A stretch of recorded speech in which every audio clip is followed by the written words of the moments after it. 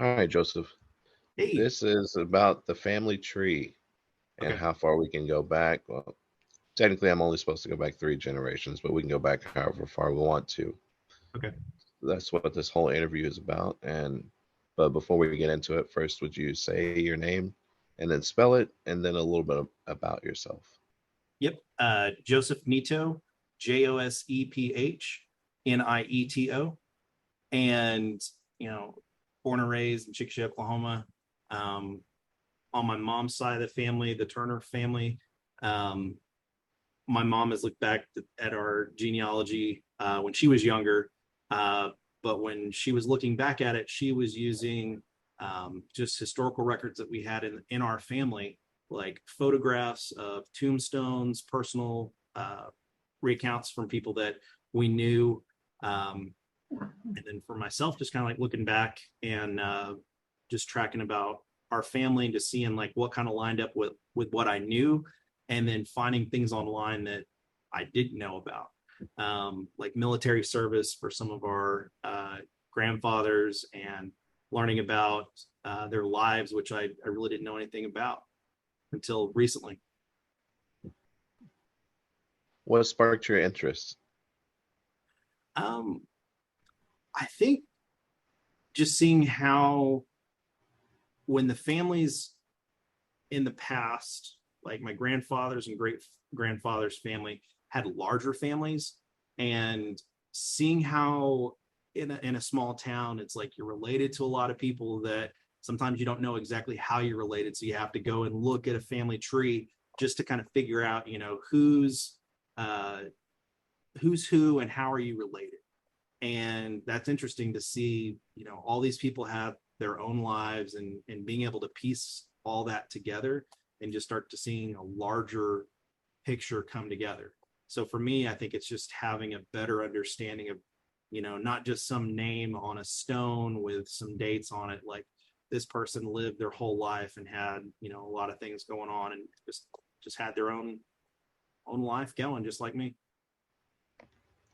I do. I got lost a little bit. I was on the ancestry.com and I Yep. was just going back and continue going back. And then I realized you could click on them and then figure out what their story was. And Yep. seriously, I was gone for at least an hour and a half and didn't realize where my time had went. Yeah.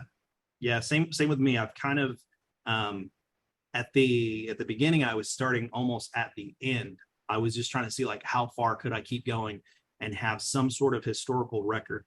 I think I was able to go all the way to uh, it would have been, let me see here, my sixth great grandfather. It would have been your seventh great grandfather. There was historical record of his baptism in 1714. And there's documentation of from the St. Martin in the Fields Church, London, England, where he was baptized. And what was interesting about that was, it's like you start seeing all these dates and names and locations. But I started going through using Google Maps and making saved locations based on the person's name. And I started seeing, like why this church, like, and it was actually just like within, I don't know back then if it would have been blocks, but basically it was like within a couple of blocks of where they supposedly lived based on historical records. So it started to make sense of like, okay, this is why you got baptized at this church. Um, and for some of them that really moved around, it was interesting to see like where the journey went. That is interesting, but you really went in depth and looked at it, and that does make Yeah, sense if it's relatively close that he would be baptized at somewhere that was close to where he called home. yeah, absolutely. So I understand that. So my first question then is about the tree is where do you think the tree initially starts? Records wise, where do we call home? So as far as I can tell, there is, based on the record that I've been able to look at through ancestry.com, and just kind of be able to verify through multiple records of who the grandfather, grandmother would be. it looks like we would call home North Petherton, Somerset, England in 1640. And that would be going back to your 10th great grandfather. Hmm. I wasn't able to come to the conclusion that there was any issues with like assimilation or acculturation. Yeah. Were you able to draw on any or speculate that there was? No, I wouldn't say. I mean, it's hard. It would be hard to speculate, but I wouldn't assume so based on. I would think if there was some issues, there would be a lot of moving around. Possibly, it's just my guess.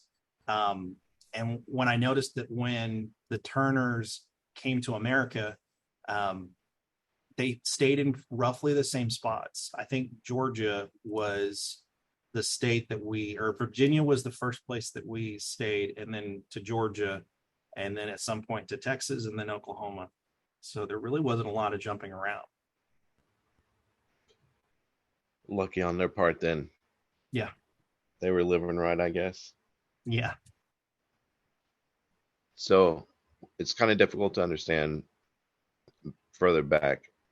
I'd say further than 5 generations to really have a solid understanding. So I guess I'll rephrase the question. At any point in time, do you think there was any traditions or religious celebrations that our family has practiced? Um, I think if I had a little bit more time to research on the religion part, I think we probably could, just based on the baptism records that we have. We could definitely kind of pinpoint roughly maybe like what their religious beliefs would have been. As far as traditions go, I would say they were probably very traditional for their time. The reason I say that is because when I start looking at the historical records that we have, specifically the death certificates, one of the things that they list is occupation. And I think starting at my great grandfather, going back as far as I can tell, all of them were farmers. So there would have been a focus on agriculture. Um, just from what I've heard in the past from my grandfather and from relatives, uh, we usually had a small farm or we would work for other people working on their farms. Um, my grandfather would go to California probably once a year when he was younger before he started his family. And he would work on farms where he could get work, and basically they would pick whatever products they had out there, whether it was cotton or fruit or whatever they could, just to make money. Very cool. So I'm getting the overall sense that the tree is filled primarily with agricultural Yeah. lifestyles. Yeah. Right on, right on. Again, these are, I realize that they're all difficult questions Yeah. because there's no way to truly know the answer to. So this class has had a lot to do with dealing with diversity and how people interact. Hmm.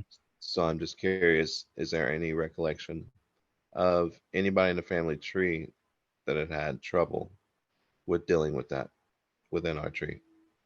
Mm, It can be behaviors, interactions, anything of the sort. it's kind of hard to have a great sense of that. But I can go back and look at, um, let me see here. So I know that there has been some difficulty. Um, Henry Turner, who would have been your third great grandfather, he was born in 1805. And by 1810, his father and his mother had both passed away in Georgia. And he didn't marry until he was 22, didn't have his first kid, as far as I can tell, until he was 40. Um, so he probably had a difficult life. Now, one of the things I hope that I can find by digging deeper is who raised him. because by, 5 years old, he would have had, both parents pass away. So I think there probably would have been, some issues there. And then I kind of see throughout the tree that there's, husbands that pass away before their wives, wives that pass away for their husbands at younger age, what probably then would be considered an older age of like in their 40s. But with them having large families, such as like 6 or more kids, and you have one parent assuming one income, although the kids were probably working on the farm and bringing in some money or at least doing their share. It looked like there was some struggles on, them being able to raise a family. So I think that's probably why I can see, at least in my grandparents' families, that there is a much stronger bond in family because they all relied on each other. So that's all. That's kind of like the only struggles I might see. Or were you mentioning about, you said like a diversity? Yeah, I was wondering if there was any times where, and kind of, I was able to come to the conclusion that probably not, just Yeah, because they were able to live somewhere for so long, like you had already said, and weren't forced to move from spot to spot. So yeah. And to their kind of, benefit, it probably would have been helpful for them that there was such a large family. Like the Henry Turner, um, having both parents pass away. I think, they had such large families. I'm sure there was aunts and uncles that were willing to help out. So, um, yeah, had somewhere to fall back to, yeah. just in case. Was there any influences from other cultures into the family? So it's possible that there was. I was able to find from a different source. There was only so much I could find on ancestry.com. So I actually branched out to another website. Um, and it's just a website that you could like locate tombstones. It's called findagrave.com, but it's similar to ancestry.com where individuals are updating it. And basically it's like usually pictures of headstones, but one of the things that people will put on there is family photos and all this stuff. And one of the things that I found that was interesting was a relative, and I don't know where she fits into this, but her name was Velma Irene Turner Hudson, and she has a typed on a typewriter recording of a whole list of family members. And at the very bottom, it says, my grandpa Turner, who would have been Thomas Dozier Turner, who was born in 1846, says he was Scotch Irish, but that she doesn't know the percentage. So I don't know exactly like what maybe like the lineage would be as far as like, were we like Scottish or, purely English or whatever. I don't know like what the mix of any of that would have been, but there is possible that there was some sort of Scottish heritage in there. But I also have to put into context when this person who literally typed this on a typewriter probably didn't have access to all the resources that I have access to, was just going off of word of mouth, what they've heard from their family. For instance, I had heard that our family, and the only time frame that it would line up would be your third great grandfather, was that family, that part of the Turners used to associate with Jesse James, but based on the location, which is Macomb, Georgia, and then later Texas, I don't think that would actually line up. So I think that's something of like, fact from fiction. It would have had to have been something either in passing or that they somehow met during the Civil War, because that's the Civil War is probably the only overlap I would see where possibly we would ever come in contact with somebody like that. So, but yeah, as far as like our lineage and everything, I'm not 100% sure. And I might have to mute you for just a second, but I'll be right back. Okay.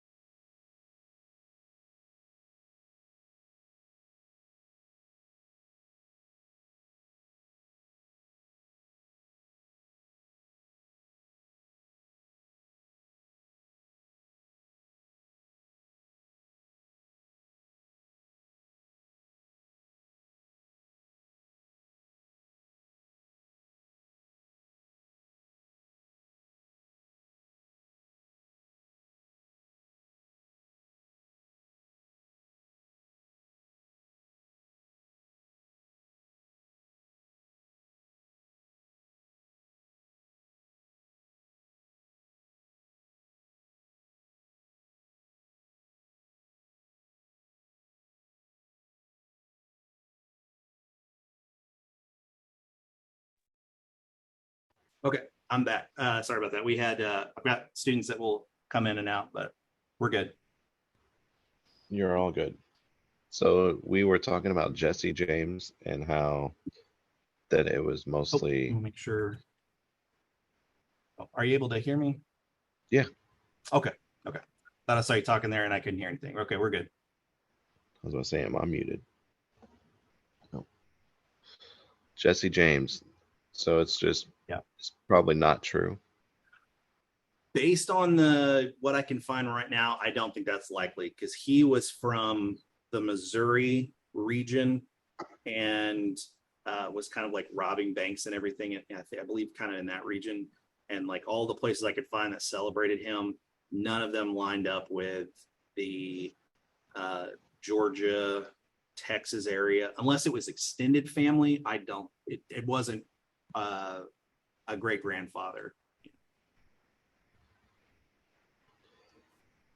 Other than that fable, Yeah. were there any famous or notable individuals in the family tree? Um, I don't.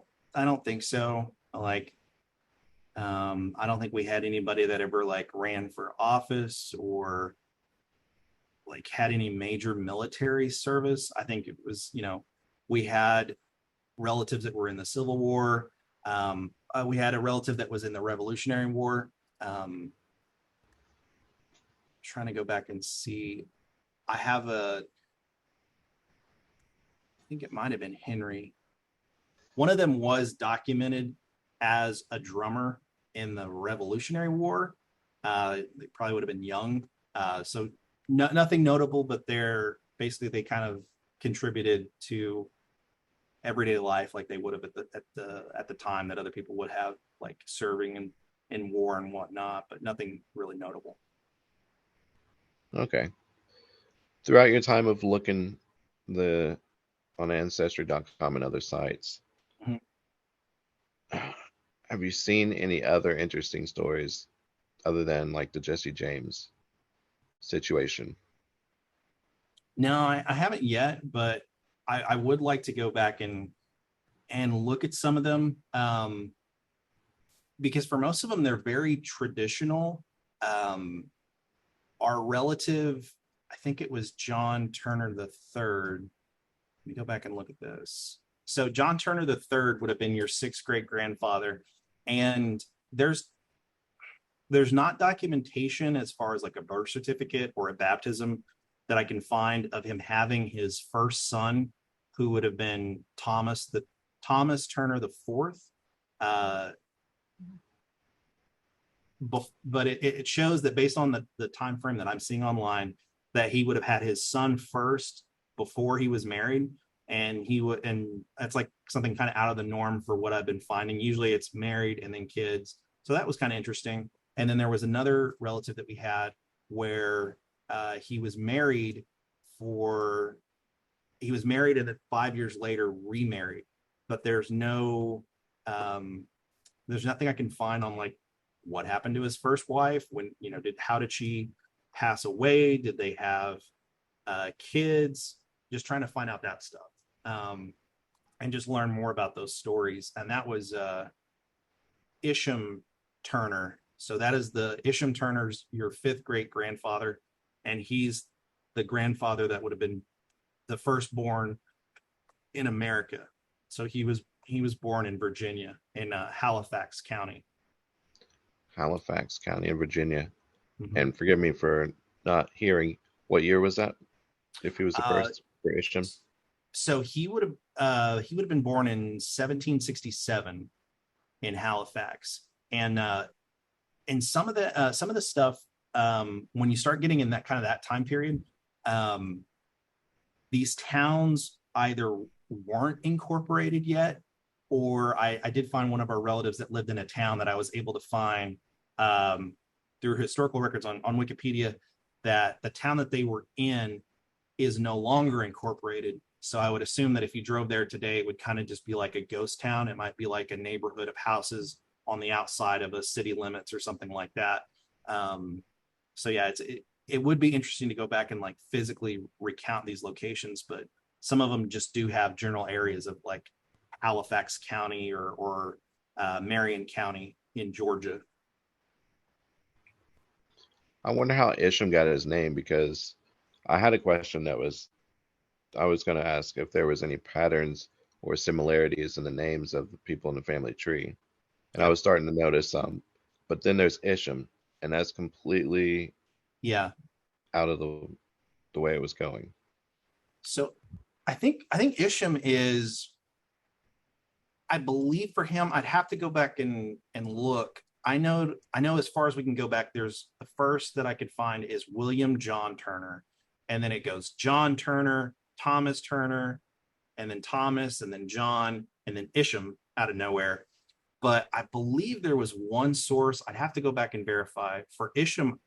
There, I think there's one spot where I found that his name was listed, not by record, but just by how it was entered as William Isham Turner, and that is something that's difficult. Of I just know in my grandfather's family and great grandfather's family, there's a lot of nicknames.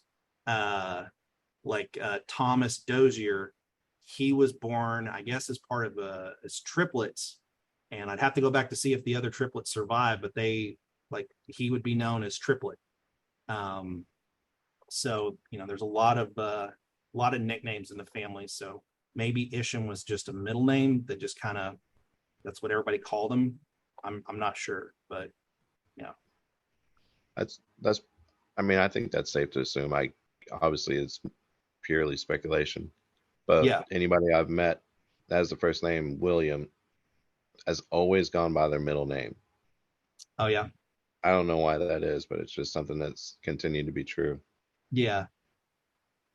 Do you know of any heirlooms or artifacts that have been passed down through family tree or through generations? Be better to speak. Um,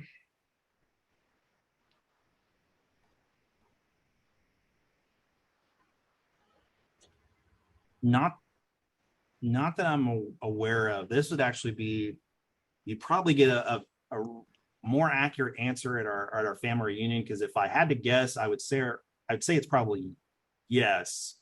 What items I don't know, because I know that we usually pass down like watches, so most likely like pocket watches. As you get into like more recent times, it's probably going to be like wrist watches.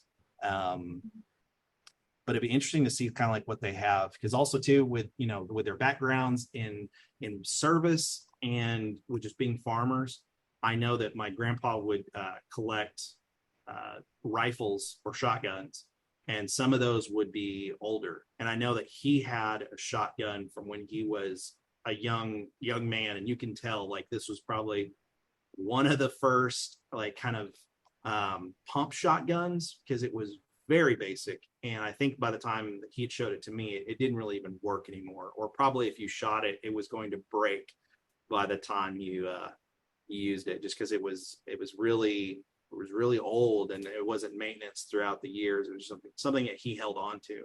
But he didn't mention whether it had been gifted to him by you know passed down from his father, his grandfather. But I think it would probably be safe to assume that we probably did just have like little trinkets, but I would say they probably wouldn't have survived probably more than probably two generations. So Very cool. Yeah, I bet that gun would have definitely exploded right in front of you. yeah, yeah. I'm gonna ask it anyway, even though I'm pretty sure it's a no. Do you know of any notable achievements from anybody in the family tree that have been documented? No, I'd have to do a deeper dive in that, but yeah, nothing that stands out. At least so far, there's nothing that I've seen as far as the newspaper records, other than just showing that they had participated in kind of like military parades. But usually when that's listed, it's because they're listing everyone from that local town. So nothing of note. Right on. They left it all up to us, huh? Yeah. We got to do something about it.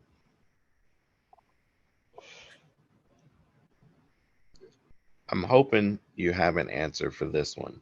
Okay. Because it seems like you've done extensive research.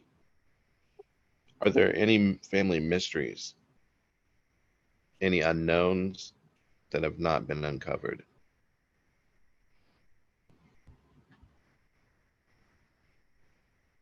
I would think just with some of the children, um, and part of it would just be verifying. But like I said, with Thomas Turner, before he came to America, there from multiple sources showed that he had a son before he came to America. Um, and I'm not like really sure what happened there. Like, how would that have been received amongst his family in 1736 of like having a kid before he got married, and then we had another relative that had all of his kids in I think it was might have been Henry. Go back and look. He had all of his kids from what I can show, and I think in Georgia, except for one um, later in life. I have to go back and look real quick. Sorry, but no, there was one of our great grandfathers that had probably like 6 or 7 kids, and then for some reason like had all of them in one spot, and then like I show that there was one that was in uh like a couple like a state over, and then they went and then he moved back. So I'm like, why did you have all your kids in, let's just say, just for the example, that they were all in Georgia, and then one of them was in like hundreds of miles away in Alabama, and then he came back and then like passed away. And like, because there's no documentation that I was when I was looking through that, there was nothing to show as far as like a census, which is some data that's really helpful on there, um, that he would have moved at any time. So I'm just kind of like, what happened? Why did you go to another state to have a kid and then come back? Um, and what's interesting about some of that is kind of off topic, but like the census data, it's really good data to have, but it's usually always inaccurate. And it's not to like completely throw it out, but I'm assuming what happened, because I've done, I think, 2 censuses since I've been alive. The person asks you a question and they write it down. So I see almost, and we have some weird spelled names in our family, almost, and usually the more peculiar the name, uh, the percentage goes way up that it's misspelled. So I've seen multiple times that people um, will have misspelled names, like Oma, and just like other names that we have in our family that's just not like a really common name. Um, Hmm. but they usually try to get at least phonetically correct so you can kind of guess who it is. But yeah, I can, that makes sense. yeah, How we're just reliant on whoever's writing it down. yeah, I did see that just you were talking about weird names, and I remember I kept seeing Viola, yeah, or I was like, what in the world? Trying to yeah. figure out who and why came up with these names, and Mm-hmm. if there was any additional meaning behind it. But Well, well, that's one of those names like I was talking about of us having nicknames. Her her tombstone is Viola M. Turner, and that was a difficult one that I was trying to find because I was trying to get those accurate, and also just trying to find the difference between modern day and going back even further, because I think for one of our far off ancestors, probably like like a 10th or 11th generation, I saw that where they passed away 1 month and then a month later they were buried. Whereas for us, usually it's more maybe about 3 days.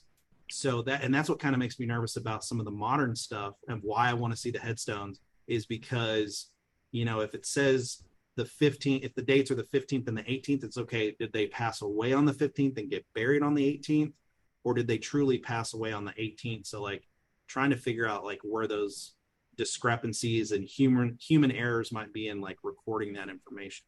But yeah, for Viola, she went by Minnie, So, for a lot of them, they would have those other names, and it was kind of interesting to go back and see that, you know, names that you thought might have been nicknames were actually their real name. So, I mean, I don't know why I always thought it was funny or just looking at their names, but yeah, people will always have nicknames back then. There's time is no keeper of when things are okay to have nicknames or whatnot. yeah, I just thought it was funny, and I was like you said, Minnie. I was like Minnie Viola. yeah. I don't know. I want the context of it and how she got the name. Yeah, exactly. Like, if you're going back and you're looking, you're like, did they get this from a grandmother or whoever? It's like, was this from an aunt, or who was this from? And it's hard to know, like, how did you come up with this name? Like, Oma, who was one of Viola's daughters, in almost everything I can find, she's listed as Oma, but her name's actually Weoma, so Weoma. So it's just, Huh, interesting to track those down. for sure. So the last question I'm gonna give you, and it's kind of rewarding since you've done all this research. How do you think the family tree has evolved over time, and what does it say about the family's history and legacy? I think how it's evolved is with so one of the great contributors uh is one of our first cousins, Erlene Hatchett, who she's married into our family. Well, I don't want to say, no, she's not married into our family. She's the daughter of one of our grandfather's brothers, and she has done a extensive amount of research into our genealogy and has contributed a lot of photographic evidence and documentation. Um, Something that you wouldn't think about until you have to actually do it is like, yes, there is a receipt to funerals, and people save and photocopy those receipts, and then it's just interesting to have that data, because without it, we would be speculating sometimes on certain parts of information. Gravestones, you can go and you can take a picture of it, so that can give you some actual evidence of it. But if when you start going further and further back, where the gravestones are of different materials and whatnot, there's going to be wear and tear, and it's like, are they going to even be legible in some cases, or do they still exist in certain areas where it was very rural areas, and then even going back further, going to another continent and trying to find those things, it's going to be extremely difficult to find.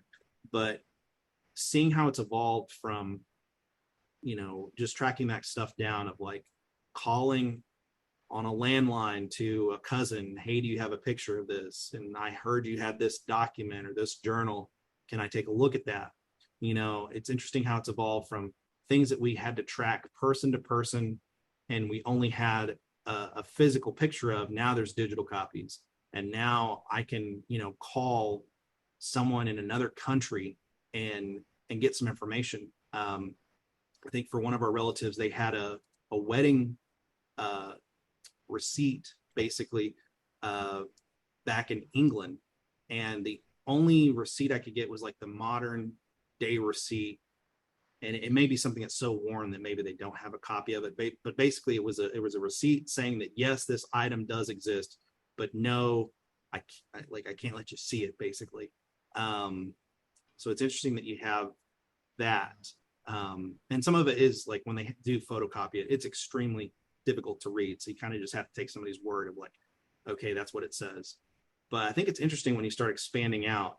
When I've tracked these people down, I think one of the things that I've kind of neglected, because it's just so much work, is that they had multiple brothers and sisters, and then those brothers and sisters had sons and daughters, and this tree is just expansive, especially when they have 6 or 7 kids per generation. And I think what's interesting to me is just like how big our family is, And then when everyone starts having ties to it, you start seeing why, certain people are really, um, like they take some ownership and some pride and like, this is my family. And, for like me, my last name's Nito. But, I'll still go to a Turner family reunion. And then there's, like Erlene, when she got married, her name became Hatchett, but she still has a lot of pride in the Turner family. And when you get to a Turner family reunion and there's all these different last names, and you realize like, yes, because this family is huge. So yeah, it's interesting to see like how you're related to other people and just like, how big family is. So it's really interesting. I agree with you. To tell you the truth, I really didn't get that interested into it, or Yeah. invested, I guess is a better word. Yeah. Obviously, because the foster care situation and going around here and there, Yeah. honestly, I could care less for years. Yeah. But as I started going to college, I was like, okay, I'm going to be a first gen in my immediate family. Yeah. So, and then it went from there. I was trying to figure out family crest and just if there was any things that were just behavior wise that would explain the way I am who I am today. Yeah. But I think that's an interesting part is like when I start looking at my memories and my reflections of like my grandfather and his brothers and our entire family, like, and when you start seeing stuff now and start seeing how people act, you're just like, man, y'all are crazy. And I remember being at a family reunion when I was probably like 8 years old and seeing like two people in their like mid 60s, late 60s get out of a car, like arguing with each other. Is one of my grandpa's brothers arguing with his wife, like having just seems like such a sophomoric argument. Um, and just like arguing like a bunch of teenagers. Like you're just like, man, like it doesn't really matter how old you get, like you have a personality. And seeing like my grandpa and his brothers and sisters, like they all have a personality. And when you start like being retrospective and like kind of like looking at their little ticks, their personalities, the way that they look at things, you're starting to see like I have some of those things. And sometimes I think this way. And you're just like, when you're stubborn or, like being hard headed and just like having to look at certain things, you're like, wait, like I'm just like my family. And then like, is that a good or a bad thing? And, I think the positive is just like, it's like you can change.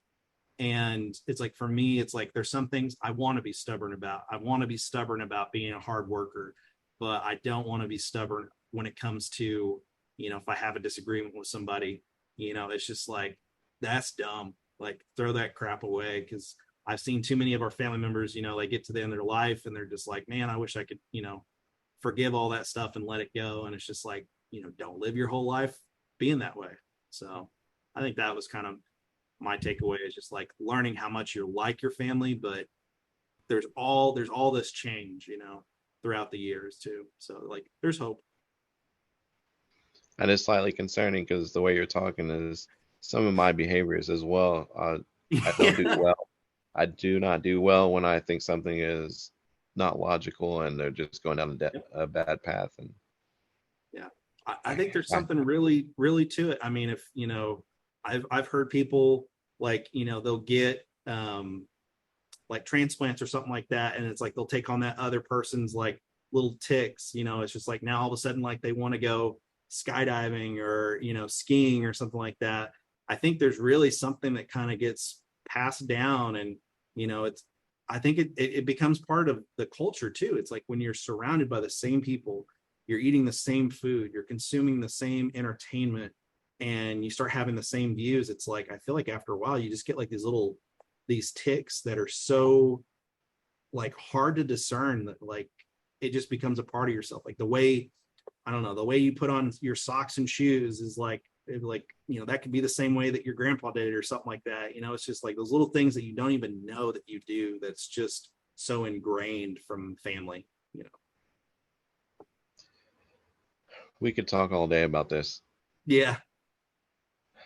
But that does wrap about everything up that I wanted to know and that I had to figure out.